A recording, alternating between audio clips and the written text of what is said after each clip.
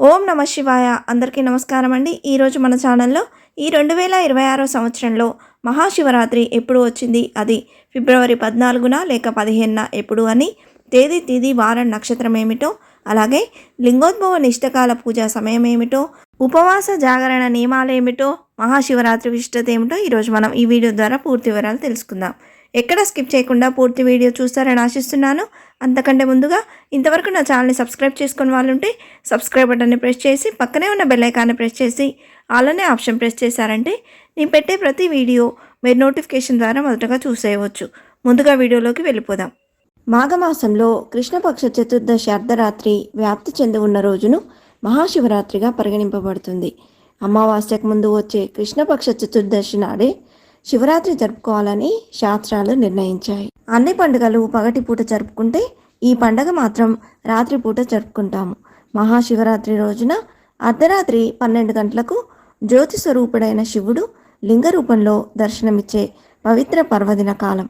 శివరాత్రి రోజు పగలంతా ఉపవాసం ఉండి మనస్సును దైవచింతన గావిస్తూ రాత్రి సమయంలో శివుడి అనుగ్రహం కొరకు నిద్రపోకుండా అంటే జాగరణతో మేలుకొని భక్తి శ్రద్ధలతో అభిషేకాలు, పూజలు, భజనలతో శివుణ్ణి కొలిచి తరిస్తారు. మహాశివరాత్రి రోజు ముఖ్యంగా పాటించవలసినవి 3 ఉన్నాయి. వాటిలో మొదటిది ఉపవాసం ఉండడం, రెండవది రాత్రి జాగరణ, మూడవది శివనామ స్మరణతో అభిషేకాలు చేయడం. మహాశివరాత్రి రోజున శాస్త్రోక్తంగా శివుణ్ణి ఆరాధించిన ఎలాంటి మంత్రాలు తెలియక కేవలం భక్తితో శివలింగం మీద చెంబు నీళ్లు పోసినా రెండూ తనకు సమానమే అంటాడు ఆ కైలాసనాథుడు. ఈ రోజునే శివపార్వతుల వివాహం జరిగిన రోజుగా చెబుతారు. అంతేకాక ఈ మహాశివరాత్రి రోజు రాత్రి శివుడు తాండవం చేసే రోజుగా కూడా పరిగణిస్తారు.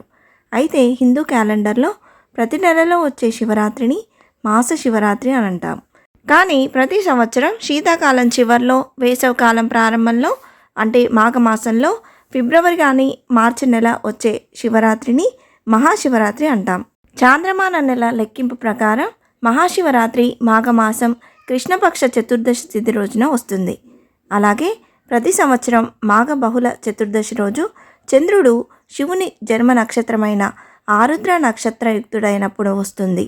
శివుడు ఈ మహాశివరాత్రి రోజే లింగాకారంగా ఆవిర్భవించాడని కూడా శివపురాణంలో ఉంది. అయితే ఈ 2026 సంవత్సరంలో మహాశివరాత్రి ఎప్పుడు వచ్చిందో ఇప్పుడు తెలుసుకుందాం. స్వస్తి శ్రీ చాంద్రమానేన శ్రీ విశ్వావసు సంవత్సరం మాఘమాసం బహుళ చతుర్దశి తిథి అనేది 2026 సంవత్సరం ఫిబ్రవరి 14 శనివారం పగలు 3:49 నుండి ఫిబ్రవరి 15 ఆదివారం సాయంత్రం 5:03 వరకు ఈ త్రయోదశి తిథి అనేది ఉన్నదండి. మన హిందూ పంచాంగం ప్రకారం సూర్యోదయానికి ఏ తిథి అయితే ఉంటుందో ఆ రోజు ఆ తిథిగా పరిగణిస్తాం. కాబట్టి మాఘ బహుళ త్రయోదశి తిథి అనేది సూర్యోదయానికి ఫిబ్రవరి 15న ఉన్నది. కాబట్టి ఈ 2026 సంవత్సరంలో మహాశివరాత్రి పండుగను ఫిబ్రవరి 15 ఆదివారం రోజు జరుపుకొనున్నాము. ఈరోజు నక్షత్రం ఉత్తరాషాఢ నక్షత్రం. అలాగే మహాశివరాత్రి రోజున పూజకు అత్యంత పవిత్రమైన సమయం నిష్టకాల పూజా సమయం. ఇది అర్ధరాత్రి సమయం.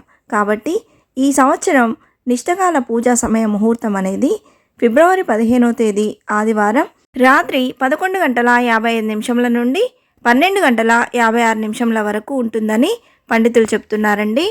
అలాగే ఉపవాస జాగరణ విరమణ సమయం అనేది ఫిబ్రవరి 16 సోమవారం ఉదయం 6:42 లోపుగా పూజ ముగించుకొని ఉపవాస జాగరణను విరమించుకోవచ్చండి.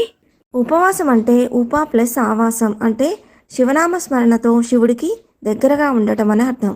ఈ పర్వదినాన ఎలాంటి ఆహారం తీసుకోకుండా శివుణ్ణి పూజించి అభిషేకించడం వంటివి చేయడం వల్ల అష్టైశ్వర్యాలు, పుణ్యఫలాలు దక్కుతాయని, శివరాత్రి రోజు జాగరణ ఉండడం వల్ల రాత్రిపూట చేసే శివార్చన, శివాభిషేకం వల్ల శరీరంలో తేజస్సు కలిగి పాపాలు నశించి పుణ్యం ప్రాప్తించి శివానుగ్రహం కలుగుతుందని పురాణాలు పేర్కొన్నాయి.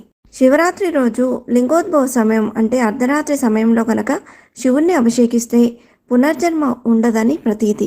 ఈరోజు ఉపవాసం జాగరణతో పాటు శివనామాలను, శివపురాణాన్ని చదువుకుంటే విశేష శుభ ఫలితాలు కలుగుతాయంట.